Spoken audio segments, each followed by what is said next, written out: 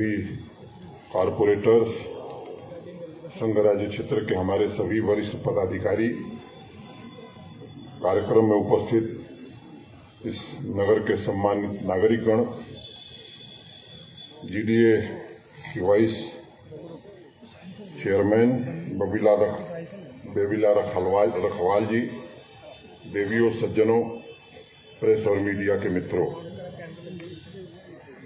ये मेरे लिए प्रसन्नता का विषय है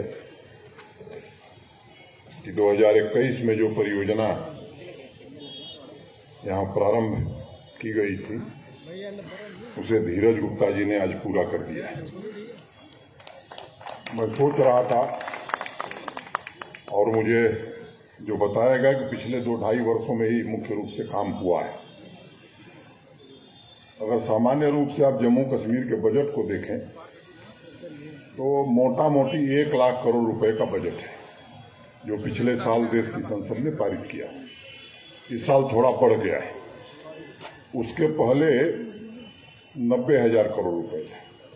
जब दूसरे राज्यों को हम देखते हैं और उनसे तुलना करते हैं, मैं इसलिए कहना चाहता हूं, बड़े जिम्मेदार लोग हैं, वो इस बात को आसानी से मुझे लगता है कि जीवन में ले आएंगे। मैं बिहार का बजट देख रहा था, 2 लाख करोड़ रुपए, आबादी 12 करोड़, और ये कोई 2-3 साल में नहीं हुआ है। ये आजादी के बाद से ही अगर बाकी राज्यों की तुलना में जम्मू कश्मीर के बजट को देखेंगे तो 5 गुना 6 गुना बजट यहां मिलता रहा है। अगर सरकारी कर्मचारियों को, गवर्नमेंट एम्प्लॉइज को हम देखें तो बिहार में 3.5 लाख, जम्मू कश्मीर में लगभग 5 लाख। अगर दूसरी तरफ निगाह ले जाते हैं तो रोज धरना कि हम 3,000 पर हैं, कई साल से हैं, लिख के दिया गया है कि 7 साल बाद अस्थायी कर दिए जाएंगे। हम गरीब हैं, हम पढ़े लिखे हैं। मुझे लगता है कि अब वो समय आ गया है कि देश के बाकी राज्य जिस तरह से गुड गवर्नेंस के आधार पर चलते हैं, उस आधार पर जम्मू कश्मीर को भी चलना चाहिए। सामान्य रूप से आप देखें देश के दूसरे राज्यों में, मैं उत्तर प्रदेश, बिहार, मध्य प्रदेश या नॉर्थ ईस्ट के प्रदेशों की अगर बात करूं तो ये कोई गुजरात, महाराष्ट्र, कर्नाटक की तरह विकसित राज्य नहीं थे। ये भी पिछड़े हुए राज्य थे। लेकिन मैं भी गांव से आता हूं, अब वहां गांव को सड़क से जोड़ना ये समस्या नहीं रह गई। पिछले 6 वर्षों में, खासतौर से 2000 में जब श्रद्धेय वाजपेयी जी देश के प्रधानमंत्री बने और प्रधानमंत्री ग्राम सड़क योजना शुरू हुई, तो मोटे तौर पर पहला जो मानक था 1000 की आबादी के ऊपर के गांव, फिर 500 की आबादी के ऊपर के गांव, फिर 250 की आबादी के ऊपर के गांव, ये गांव सड़क से जुड़ गए। सामान्य रूप से यूपी, बिहार जैसे राज्यों में भी गांव में 20 घंटे 22 घंटे बिजली रह रही है। यहां आने के बाद योजना बनानी पड़ी है कि कैसे यहां के हर गांव को सड़क से जोड़ा जाए, हर गांव तक बिजली कैसे पहुंचाई जाए। मुझे लगता है कि मैं इसलिए कह रहा हूं कि जरा मीडिया के भी साथी हैं, रोज अच्छी अच्छी खबरें भी लिखते हैं और प्रबुद्ध लोग भी हैं जम्मू नगर के, इनको विचार करने की जरूरत है कि आखिर ये जो एक सभ्य समाज की न्यूनतम नागरिक आवश्यकताएं, बजट इतना बड़ा होने के बावजूद भी हम प्राप्त नहीं कर सके। इसमें मैं किसी को दोष नहीं देता हूं और मैं ये कहना चाहता हूं कि हमने इसकी कार्य योजना हम सबने बनाई है और खुलेआम, खुले तौर पर कहना चाहता हूं कि ये 3 वर्ष में अब कोई गांव नहीं होगा जहां सड़क नहीं होगी। बिजली भी 24/7 क्वालिटी पावर मिले, इसकी योजना हम सबने बनाई है। लेकिन हमारी दिक्कत क्या है? हमारी दिक्कत यह है कि अगर यहां पार्किंग बन भी जाए तो जम्मू के दूसरे हिस्से वाले लोग कहेंगे कि साहब यहां बन गया तो क्या वो हमारा क्या होगा। सब कुछ एक ही साथ चाहते हैं, ये मानव स्वभाव है। भगत सिंह पैदा होना चाहिए मेरे घर में, नहीं पड़ोसी के घर में, ये मानव स्वभाव, इसमें कोई। तो मैंने थोड़ा विषय से हटकर ये बात कही। मैं उन तमाम लोगों को जिन लोगों ने इस परियोजना को पूरा करने में अपना योगदान दिया है, मैं उनके प्रति हृदय से आभार व्यक्त करता हूं और उम्मीद करता हूं कि और भी जो परियोजनाएं हैं जिनका जिक्र अभी धीरज गुप्ता जी ने किया है, मैं थोड़ा बहुत जिक्र करूंगा, उसके विवरण में मैं नहीं जाना चाहता हूं, वो भी आगे समय से पूरा होंगे। अगर मोटे तौर पर जनसंख्या को आप देखें तो 32-33% लोग शहरों में रहते हैं और जो अनुमान है कि आने वाले दिनों में 8-9 सालों में यह संख्या 41-42% होने वाली है। अगर सकल घरेलू उत्पाद को देखें तो उसमें नगरीय क्षेत्रों का, माने शहरों का 63% योगदान है और एक आकलन है कि 9-10 साल बाद ये योगदान 75% होने वाला है। जब ऐसी परिस्थिति है तो फिर नगर कैसे होने चाहिए? मुझे लगता है कि ये केवल नगर विकास का विभाग या आवास का विकास का विभाग, जीडीए या म्युनिसिपल कॉर्पोरेशन या मेयर, डिप्टी मेयर और कॉर्पोरेटर, मुझे लगता है केवल इनके चाहने से ये नहीं बन सकता है जब तक जम्मू नगर के हर नागरिक इस अभियान से नहीं जुड़ेंगे। अभी नगर निगम ने एक अभियान शुरू किया है सेग्रीगेशन का, सफाई का। अब रैंकिंग में जब देश के शहरों की सूची प्रकाशित होती है, जम्मू का नाम हम देखते होंगे तो मुझे लगता है हमें भी गर्व होता होगा कि नीचे से कहां हम खड़े हैं। अब गर्व होता है या शर्मिंदगी होती है, हमको सोचने का विषय, लेकिन जिसमें स्वाभिमान है, मुझे लगता है उसको आज ये संकल्प लेने की जरूरत है कि नहीं, हम भी, हमारी जो जिम्मेदारी, इस शहर को स्वच्छ सब कुछ सरकार कर देगी, प्रशासन कर देगा, मैं समझता हूं ये दुनिया में कहीं हुआ नहीं है। और इसलिए हमको निश्चित रूप से विचार करने की जरूरत है कि जो हमारी जिम्मेदारी है हम करें। केवल दूसरे पर दोष देना कि साहब वो कमिश्नर नहीं कर रही है तो जीडीए के वाइस चेयरमैन नहीं कर रहे हैं तो सारे कर्मचारी ने खाना, ठीक है, ये भी सुधरेंगे, लेकिन हम खुद सुधर करके अगर अपना काम करते हैं तो मुझे लगता है कि उनको भी निश्चित रूप से हम प्रेरणा देंगे कि भाई अब हम इस रास्ते पर हैं, आप भी सही रास्ते पर आइए।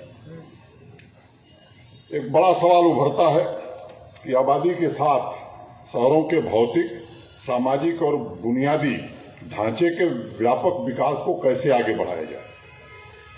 सामान्य रूप से ज्यादातर व्यावसायिक वर्ग के लोग शहरों में रहते हैं, नौकरी पेशा वाले लोग रहते हैं, उन्हें मूलभूत सुविधाएं कैसे उपलब्ध कराई जाए। अभी कहा गया कि मंदिरों का शहर है, मैं इससे थोड़ा, मेरी राय भिन्न है। ये मंदिरों का शहर था, देश के सम्माननीय प्रधानमंत्री जी ने इसे संस्थानों का शहर बना दिया है। देश का अकेला शहर है जहां एम्स भी है, सेंट्रल यूनिवर्सिटी भी है, आईआईटी भी है, आईआईएम भी है। हिंदुस्तान में कोई दूसरा शहर नहीं है। आप दिल्ली, बंबई, बेंगलोर, कलकत्ता, किसी शहर में ले लीजिए, ये चारों संस्थान किसी एक शहर में नहीं। ये अकेला सौभाग्य जम्मू के लोगों को प्राप्त है। अब ये पार्किंग कम कॉमर्शियल कॉम्प्लेक्स की सुविधा का उद्घाटन आपके समक्ष हुआ है। मैं मानता हूं कि यह नए जम्मू की दिशा में एक कदम है। डेवलपमेंट अथॉरिटी के लोग, हमारे म्युनिसिपल कॉर्पोरेशन के लोग, धीरज गुप्ता जी, हमारे श्रमिक, हमारे इंजीनियर्स, हमारे सभी साथी जिन्होंने मेहनत से इसे पूरा किया है, मुझे लगता है कि वीडियो प्रेजेंटेशन आप सबने देखा है, मैं उसके विवरण में न जाकर के उनके प्रति आभार व्यक्त करता हूं। अब जम्मू कश्मीर कॉमर्शियल हब कैसे बने, मुझे लगता है कि इस प्रश्न पर हम सबको मिलकर के विचार करने की जरूरत है। आध्यात्मिक स्थान है और अगर शब्दों के सागर में इसे समाना हो तो मुझे लगता है कि अगर कॉमर्शियल हब हम बनाने की दिशा में आगे बढ़ते हैं, आर्थिक गतिविधियां बढ़ाने की दिशा में हम बढ़ते हैं, तो ये जो पार्किंग की सुविधा है ये आवश्यक है। शहर पर जबरदस्त दबाव पड़ रहा था, आगे भी इस विकास को कैसे आगे बढ़ाया जाए। अभी जम्मू स्मार्ट सिटी बहुत दिन से यहाँ के लोग भी सुन रहे हैं, मैं भी 6 महीने हो गए, मुझे 6 महीने से मैं भी सुन रहा हूं। बताया मेयर साहब ने कि यहाँ के कुछ अधिकारी अभी अहमदाबाद गए थे और अहमदाबाद के लोग यहाँ आए थे, उस प्रेजेंटेशन में मैं भी था और आपको जानकर आश्चर्य होगा कि उसमें अहमदाबाद म्युनिसिपल कॉर्पोरेशन में 8 आईएएस अधिकारी काम करें, 8, एक नहीं 8, और किस तरह से वहां परियोजनाएं पूरी हुई हैं, मुझे लगता है वो हम सबके लिए एक प्रेरणा का विषय। उससे कुछ हमने भी सीखा है, हमारे लोगों ने भी देखा है, और उसको समयबद्ध तरीके से कैसे पूरा किया जाए, इस दिशा में हमारे लोग भी जो उससे जुड़े हुए हैं वो काम कर रहे हैं। स्मार्ट अर्बन मोबिलिटी हो, इफिशिएंट ट्रैफिक मैनेजमेंट हो।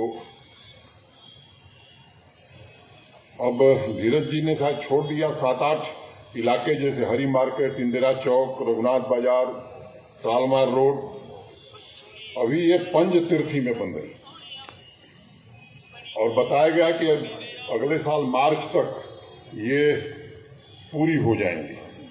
अब आईटी टावर भी बहुत दिन से आप लोग सुन रहे थे, एनबीसीसी वो काम शुरू कर रहा है और 1.5 साल के पहले ही बन जाएगा। इस काम को भी आगे बढ़ाया गया है। इस शहर में तकरीबन 33 प्रमुख मार्ग हैं, और उनकी स्थिति क्या होगी। हम चाहते हैं टूरिज्म बहुत फैले, और यहाँ आइडिया बहुत है। मैं आपको बताऊं, जो मुझसे मिलता है वो टूरिज्म का देश का सबसे बड़ा एक्सपर्ट होता है, चाहे वो परचून की दुकान करता हो, लेकिन आइडिया इतनी अच्छी है उसके पास, जो आएगा वो पन्ने पर 5 इनोवेटिव आइडिया लेकर आता है। साहब अगर ये हो जाए तो टूरिज्म बढ़ जाएगा। मुझे लगता है कि कोई भी बाहर से आता है तो आपका शहर कैसा है, आपका व्यवहार कैसा है, इसे भी वो देखता है। इस पर भी थोड़ा हमें ध्यान देने की जरूरत है। जम्मू के नए और पुराने शहर के सड़कों की लंबाई देखें तो ये मोटे तौर पर 20 किलोमीटर के आसपास है, और इसके लिए प्रशासन ने 4 स्ट्रीट नेटवर्क तैयार किया है, और उससे यहाँ आर्थिक व्यवस्था भी ठीक होगी और सामान्य नागरिक के जीवन में भी परिवर्तन आएगा। किसी ने कहा कि बड़े हादसे होने लगे आजकल तेरे शहर में, बड़े हादसे होने लगे आजकल तेरे शहर में, कोई दिल चुरा ले गया और पता ही न चला। रहना साहब, जम्मू इतना खूबसूरत शहर है कि आपका मन मोह लेगा और आपको खबर भी नहीं होगी, ऐसा लोग कहते हैं। पिछले कुछ महीनों में जो काम हो रहे हैं उनको अगर मैं शब्दों से परिभाषित करूं तो मेयर साहब ने कहा स्विट्जरलैंड में गया नहीं हूं, और मैं चाहता नहीं हूं कि जम्मू स्विट्जरलैंड बने, माफ करिएगा मेयर साहब, लेकिन मैं समझता हूं कि यह शहरी पुनर्जागरण है जम्मू का, और उसी को हम अगर पुनर्जागृत कर सके तो ये इस शहर के लिए और शहर के रहने वाले लोगों के लिए अच्छा होगा। मुझे याद है अक्टूबर महीने में बैक टू विलेज के साथ साथ एक माई टाउन माई प्राइड का कार्यक्रम भी हुआ था 2 दिन का। इस जम्मू म्युनिसिपल कॉरपोरेशन को भी 5 करोड़ रुपए शासन की ओर से दिए गए। कुछ काम हो रहे हैं, इकोसिस्टम कैसे तैयार होगा इस पर विचार उसमें किया गया, उस दिशा में काम भी हो रहा होगा, और अर्बन लोकल बॉडीज को कैसे प्रभावी बनाया जाए। धीरज गुप्ता जी ने उसका विस्तार से जिक्र किया है। ये मैं समझता हूं कि केवल शब्दों से नहीं बल्कि वास्तव में जमीनी स्तर पर हमारे प्रशासन की पूरी मनसा है कि इसे जमीन पर हम उतारना चाहते हैं, और इसके दिशा में जो कदम है वो कर रहे हैं। स्टेक होल्डर से भी चर्चा हुई है, और सीनियर अफसर भी लोगों से मिले थे। पानी, बिजली की आपूर्ति, सार्वजनिक परिवहन, स्वास्थ्य, शिक्षा, आईटी, कनेक्टिविटी, डिजिटलीकरण, ई गवर्नेंस, टिकाऊ पर्यावरण, नागरिकों की सुरक्षा और संरक्षा, इसका एक रोड मैप तैयार करने की कोशिश म्युनिसिपल कमिश्नर और मेयर साहब और सारे लोग मिलकर के कर रहे हैं। मुबारक मंडी का जिक्र हुआ, पैसा है, लेकिन मुझे लगता है कि ये बात हमको समझनी चाहिए कि इस देश में बहुत कम लोग हैं जो हेरिटेज को कैसे कंजर्व किया जाए जानते हैं। एक काम वहां होने जा रहा था, लाइटिंग की जा रही थी, और कहीं कहीं क्या होता है कि अज्ञानता में ऐसी लाइटिंग हम कर देते हैं कि वो बनने के बजाय और खराब हो जाता है। हम लोगों ने आग्रह किया है, भारत सरकार में जो सचिव हम आए थे उनकी एक एक्सपर्ट टीम आ रही है, उस काम को हम लोग करना चाहते हैं। आप सबको मालूम है कि आजादी के 75 वर्ष पूरे होने जा रहे हैं, और व्यापक ढंग से भारत सरकार प्रधानमंत्री जी के नेतृत्व में देश भर में मनाने जा रही है। ऐसे स्थानों के संरक्षण के लिए भारत सरकार स्वयं काम कर रही है। जैसे आपको ध्यान होगा, अभी कलकत्ता जब प्रधानमंत्री जी गए थे, नेताजी सुभाष चंद्र बोस के नाम से जो स्मारक है जिस तरह से भारत सरकार ने बनाया, तो आजादी के 75वीं वर्षगांठ पर मुबारक मंडी और शेरगढ़ी जम्मू कश्मीर के भी ये 2 स्मारक ठीक से विकसित हों, इसकी योजना बनी है। अभी मुकम्मल बन जाएगी तो समय सीमा भी हम आपको बता देंगे कि कब तक ये काम, लेकिन ये ऐसा काम नहीं कि 6 महीने 1 साल में हो जाएगा। ये लंबे समय तक चलने वाला काम है। 6 महीने में कुछ काम होगा, कुछ 1 साल में होगा, कुछ 1.5 साल में होगा, कुछ 2 साल में होगा, लेकिन यहाँ उसके भी विशेषज्ञ बहुत हैं, मुबारक मंडी के भी जानकार बहुत हैं। मुझे समझ में नहीं आता है, लेकिन यहाँ हर विषय के जानकार, उसके लिए भी जो लोग आते हैं ऐसी आइडिया लेके आते हैं, मैं दंग रह जाता हूँ कब पढ़े थे ये। आर्कियोलॉजी के भी एक्सपर्ट हैं, हेरिटेज के भी एक्सपर्ट हैं।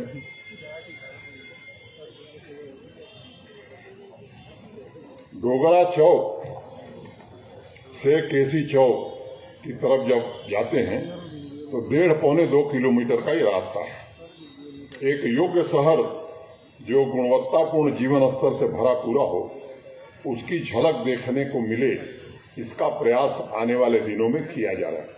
मैं ठीक कह रहा हूं ना? एक रोड का मैंने जिक्र कर दिया ताकि ध्यान में आ जाए। बहुत सारी सड़कें हैं जिनको आने वाले दिनों में ये लोग निर्माण करेंगे। अब योजना बनाना, उसका निर्माण, दृष्टिकोण, कार्यान्वयन, कोशिश हम लोग कर रहे हैं कि इस पर थोड़ा ध्यान केंद्रित किया जाए। और मैं आप सबसे विनम्रता से बात जिम्मेदारी के साथ कहना चाहता हूं कि पारदर्शिता और जवाबदेही के साथ काम हो, इसमें कोई कसर हम लोग नहीं छोड़ेंगे। कोशिश कर रहे हैं आत्मनिर्भर जम्मू शहर बने। देश बन रहा है तो जम्मू को भी बनना चाहिए। और सस्टेनेबल डेवलपमेंट, ये 2 मुख्य ऑब्जेक्टिव अगर लेकर के हम चलेंगे तो मुझे लगता है कि निश्चित रूप से हम अपने लक्ष्य को प्राप्त कर सकेंगे। तभी रिवर फ्रंट, जू, ये ऐसी चीजें हैं, मुझे लगता है कि अनेक वर्षों से लोग सुन रहे हैं। मुझे लगता है कि अब इस परंपरा को थोड़ा हम लोग विराम देते हैं कि सुनने वाला काम बंद, करने वाला काम शुरू। इस दिशा में आगे बढ़ने की जरूरत है। जो अहमदाबाद के लोग हैं उस दिशा में भी कुछ बात आगे हुई है। एक बार जब ये हो जाए कि नहीं अब काम होने वाला है, तब मैं आपसे चर्चा करूंगा। कोशिश हम कर रहे हैं कि जल्द शुरू किया जाए। तभी रिवर फ्रंट को भी हमारे अफसरान भी मौके पर जा करके देखे भी हैं कैसे किया जाएगा, इस पर भी विचार कर रहे हैं। और इकोलॉजिकली सस्टेनेबल डेवलपमेंट कैसे होगा, ये उसमें मुख्य रूप से मैं समझता हूं कि सबसे महत्वपूर्ण विषय है। और ये इसके जानकार मनोज सिन्हा भी नहीं है, धीरज गुप्ता भी नहीं है, न चीफ सेक्रेटरी है।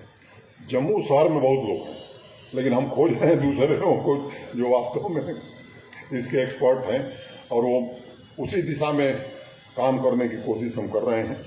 जो प्रमुख बाजार हैं उनका सौंदर्यीकरण, मेट्रो की चर्चा बहुत दिनों से रही है। मैं आपसे निवेदन करना चाहता हूं कि मोटे तौर पर उस परियोजना को अंतिम चरण में है, और यहां से स्वीकृत करके भारत सरकार को हम लोग भेज रहे हैं। 23 किलोमीटर जम्मू में और 25 किलोमीटर श्रीनगर में ये मेट्रो अब कागजों में नहीं रहेगी, मूर्त रूप लेगी, और लक्ष्य है कि 23 दिसंबर में इसे पूरा कर दिया जाए।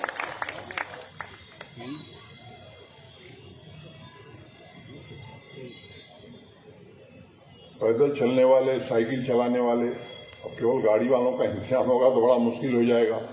इसका भी इंतजाम म्युनिसिपल कॉरपोरेशन और नगर विकास और आवास के लोग कर रहे हैं। अधिक सुरक्षित माहौल बनाने की कोशिश हो जा रही है, और एक प्रकार की डिजाइन अधिकांश सड़कों की बनाई जा रही है ताकि जो आवे वो उसे समझ सके, दुकानों और मकानों की खूबसूरती भी बढ़ सके।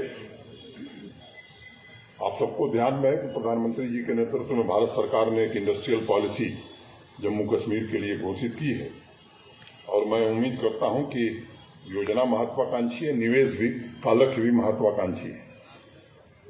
ऊर्जा और हरित क्षेत्र के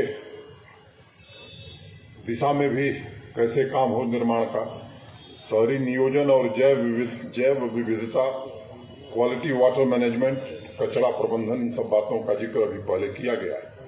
अगर इतिहास में झांक कर देखेंगे, कौटिल्य का नाम आप सब जानते हैं। उनकी जो नगर की परिकल्पना थी और मोहनजोदड़ो हड़प्पा के समय की जो खूबसूरती थी, उसमें एक बात समान थी। कौटिल्य ने अपने अर्थशास्त्र में वास्तु संरचना एवं सुरक्षा पर जोर दिया था, जिसमें नगर की सड़कों की खूबसूरती बढ़े। वहीं मोहनजोदड़ो में प्रमुख मार्गों के सड़कों की चौड़ाई पर ध्यान दिया गया था। और आपको जानकर ताज्जुब होगा कि उस समय सड़कें लगभग 10 मीटर से अधिक चौड़ी होती थी और साइड में सीवर की निकासी, भले वो अंडरग्राउंड सीवर न रहा और नाली रही हो, पक्की ईंटों से ढकी हुई, ये व्यवस्था उस समय थी। ये हमारी नगरीय बस्ती की अनमोल विरासत है और इसलिए आप गौर करेंगे तो अधिकतर महत्वपूर्ण नगरों को नदियों के किनारे बसाया गया। इसके पीछे का जो भाव था, मैं समझता हूं, उसे हमें समझने की जरूरत है। वैदिक कालखंड को देखें तो पाणिनि का नाम आप में से अनेक लोगों ने सुना है। पाणिनि के जो सूत्र हैं, एक सूत्र में लिखा है कि सब लोग मिलजुल कर नगर के निर्माण में लगे। पाणिनि के काल में सब लोग मिलजुल करके नगर निर्माण का काम करते थे। मुझे लगता है कि थोड़ा उनसे हम भी सबक लें और हम भी सब लोग मिलजुल करके इस निर्माण काम में आगे बढ़ें तो वांछित लक्ष्य हम प्राप्त कर सकते हैं। और विकास के साथ साथ परस्पर प्रेम संबंध की भावना ये विकसित करना बड़ा जरूरी है। एक स्ट्रांग फीलिंग कि ये मेरा शहर है, ये फीलिंग जब होती है तो मैं समझता हूं कि काम तेजी से बढ़ता है। जब कोरोना महामारी थी, सोशल डिस्टेंसिंग का सब पालन कर रहे थे, तो उसमें एक शिक्षा मिली हमें कि शहरों में खुले और हरे भरे स्थान का होना बड़ा जरूरी है। नहीं तो बड़े बड़े शहरों की हालत क्या हुई ये मुझे बताने की जरूरत नहीं है। तो स्वस्थ रहने की दृष्टि से इसका ध्यान रखना बड़ा जरूरी है। इंफ्रास्ट्रक्चर के निर्माण के साथ साथ नागरिकों की भागीदारी कैसे सुनिश्चित की जाए। तमाम राजनीतिक लोग हैं, इसलिए मुझे लगता है कि मुझे चर्चा करनी चाहिए। हर महीने किसी एक छुट्टी के दिन जेडीए और जेएमसी के सौजन्य से चयनित बाजारों में एक ऑकलैंड शहर है न्यूजीलैंड में, स्ट्रीट फेस्टिवल वहां होता है। क्या जम्मू के लोग ऐसा फेस्टिवल महीने में एक दिन कर सकते हैं? मुझे लगता है कि इस पर विचार करने की जरूरत है। इससे एकीकृत समाज की भावना जागृत होती है। सोशल मीडिया पर हम संदेश देकर के स्वच्छता अभियान अगर जेएमसी चला रही है तो क्या हम कह सकते हैं साहब हम भी जुड़े, आइए आप भी जुड़िए। इस तरह के काम अगर हम करते हैं किसी महीने में एक दिन, जो अच्छे पेंटर हैं शहर में, फुटपाथ पर बैठ करके क्या पेंटिंग का काम हम अच्छे ढंग से कर सकते हैं। बजाय ज्ञान देने के कि हमारी विरासत बड़ी समृद्ध है, प्रशासन और सरकार को ये करना चाहिए। आइडियाज देने के बजाय थोड़ा अगर हम करेंगे तो मुझे लगता है कि जैसा जम्मू हम सब देखना चाहते हैं उसे हम देख सकेंगे। ये छोटे छोटे जो प्रयास हैं ये शहर को जीवंत बनाते हैं और एक अलग पहचान बनाते हैं। इंदौर का जिक्र बराबर आता है स्वच्छता के सर्वेक्षण में। आप में से अधिकांश लोग इंदौर से परिचित हैं, गए हैं, आए हैं। इंदौर की सफलता का राज क्या है? मैं आपसे ईमानदारी से कहना चाहता हूं कि इंदौर की सफलता का राज ये है कि इंदौर के रहने वाले नागरिक उस शहर को अपना मानते हैं और इंदौर म्युनिसिपल कॉर्पोरेशन से कम काम इंदौर में रहने वाले लोग नहीं करते हैं। जब वो अभियान शुरू हुआ था, मुझे लगता है कि उस दिशा में हमें सोचने की जरूरत है। ये 213 करोड़ की लागत से बना है। कमर्शियल कॉम्प्लेक्स अभी शुरू नहीं हुआ है, जल्द ही इसे भी शुरू किया जाएगा। और rain water harvesting, sewer treatment plant, इन सब बातों का भी ध्यान रखा गया है। जो लोग देश विदेश यहाँ घूमने वाले बहुत लोग हैं, हम लोगों को कम अवसर मिलता है। आपने गौर किया होगा कि हर शहर का एक स्लोगन होता है, कोई न कोई नारा। जैसे हमारे यहाँ कानपुर शहर है, वहाँ मुख्य बाजार में दुकान भी चलती है तो दुकान पर एक नारा लिखा रहता है। एक वहाँ लड्डू वाला है, उसका नाम है ठग्गू के लड्डू, और नारा लिखा है कि ऐसा कोई सगा नहीं जिसको हमने ठगा नहीं। ऐसे ही अनेक शहरों के नारे हैं। जैसे जम्मू सिटी ऑफ टेम्पल्स, जैसे न्यूयॉर्क में लिखा है द सिटी दैट नेवर स्लीप्स। ऐसे ही अनेक शहरों में ये हमारी पहचान कैसे मिल सकती है, इसे हम कैसे जीवंत रख सकते हैं। और मुझसे अगर कोई पूछे कि जम्मू शहर के लिए क्या नारा होगा, तो मेरे हिसाब से द सिटी ऑफ ब्लिस, ये मैं नारा इसके लिए दूंगा, या मैं कहूंगा